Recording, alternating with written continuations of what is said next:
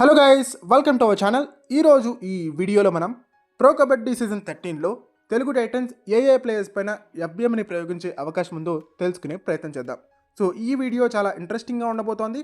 దయచేసి వీడియోని ఎక్కడా కూడా స్కిప్ చేయకుండా లాస్ట్ వరకు చూడడానికి ప్రయత్నం చేయండి. అండ్ వీడియో కనుక మీకు నచ్చినట్టయితే లైక్ చేయండి, షేర్ చేయండి, మన ఛానల్ని సబ్స్క్రైబ్ చేసుకుని పక్కనున్న బెల్ ఐకాన్ ప్రెస్ చేసి ఆల్ ఆప్షన్లో స్విచ్ చేసుకోండి. అండ్ ఇలాంటి మరిన్ని వీడియోస్ కోసం ఛానల్ని డైలీ ఫాలోవడానికి ట్రై చేయండి.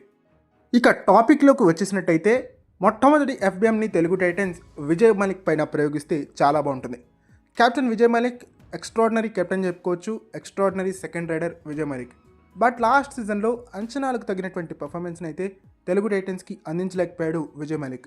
సో ఖచ్చితంగా తన ప్రైస్ ట్యాగ్ అయితే ఆప్షన్లో డ్రాప్ అవుతుంది. ఈ నేపథ్యంలో కొంత అమౌంట్ని సేవ్ చేసుకోవచ్చు తెలుగు టైటన్స్. సో ఈ అడ్వాంటేజ్ని వదులుకోకుండా Telugu Titans FBM through Vijay మలిక్ని తక్కువ ప్రైస్ ట్యాగ్లో రీటైన్ చేసుకుంటే చాలా బాగుంటుంది ప్రో కబడ్డీ సీజన్ 13 ఆప్షన్లో. ఇక రెండవ ఎఫ్బిఎంని మనం శుభం షిండే పైన ప్రయోగిస్తే చాలా బాగుంటుంది. ప్రో కబడ్డీ సీజన్ 12 ఆప్షన్లో శుభం షిండేని 70 లక్షలు వెచ్చించి తెలుగు టైటన్స్ తీసుకోవడం జరిగింది. బట్ పట్నా పైరట్స్కి అందించినటువంటి స్థాయి పర్ఫార్మెన్స్ని అయితే తెలుగు టైటన్స్కి అందించలేకపోయాడు శుభం Shinde.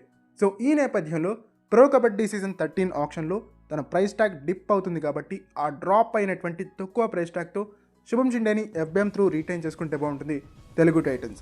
Star defender, star raider ఇద్దరిపైన 2 ఎఫ్బిఎంని ప్రయోగించాల్సి ఉంటుంది తెలుగు టైటన్స్. అప్పుడు వాళ్ళకి బడ్జెట్లో వెసులుబాటు లభిస్తుంది. దీనివల్ల ఒక స్ట్రాంగ్ రైట్ రైడర్ని లేదా ఎక్స్పీరియన్స్డ్ కవర్స్ని టార్గెట్ చేసే అవకాశం తెలుగు టైటన్స్కి లభిస్తుందని చెప్పాలి. ఒక సాలిడ్ టీమ్ని బిల్డ్ చేసుకునే మహదవకాశం తెలుగు టైటన్స్కి ప్రో కబడ్డీ సీజన్ 13 ఆప్షన్లు లభించబోతుంది. సో ఈ అవకాశాన్ని పూర్తి స్థాయిలో సద్వినియోగం చేసుకోవాల్సి ఉంటుంది తెలుగు టైటన్స్ టీం. ఇక మూడవ ఎఫ్బిఎం ఉంటే గనక తెలుగు టైటన్స్ ఆశిష్ నర్వాల్ పైన వినియోగించాల్సి ఉంటుంది. ఆశిష్ నర్వాల్ ఖచ్చితంగా ఒక క్వాలిటీ రైట్ రైడర్. లాస్ట్ సీజన్లో కొంచెం తన డేస్ కాదనుకున్నాము, సరిగ్గా పర్ఫామ్ చేయలేదు. బట్ ప్రో కబడ్డీ సీజన్ 13లో కంబ్యాక్ ఇచ్చే అవకాశం ఉంటుంది కాబట్టి ఖచ్చితంగా ఆశిష్ నర్వాల్ పైన కూడా థర్డ్ ఎఫ్బిఎంని యూటిలైజ్ చేసుకుంటే బాగుంటుంది తెలుగు టైటన్స్. బాగా పర్ఫామ్ చేయలేనటువంటి కారణంగా బేస్ ప్రైజ్లోనే తెలుగు టైటన్స్కి లభిస్తాడు కాబట్టి ఖచ్చితంగా ఈ ఎఫ్బిఎంని కూడా యూటిలైజ్ చేసుకుంటూ ఆశిష్ నర్వాల్ని కూడా రీటైన్ చేసుకుంటే బాగుంటుంది తెలుగు టైటన్స్.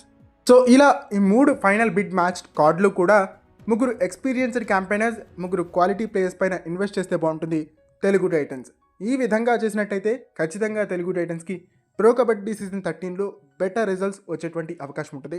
అండ్ బడ్జెట్లో లభించినటువంటి వెసులుబాటు కారణంగా మరికొంతమంది క్వాలిటీ ప్లేయర్స్ని ఎక్కువ బడ్జెట్లో టార్గెట్ చేసే అవకాశం కూడా తెలుగు టైటన్స్కి లభిస్తుందని చెప్పాలి.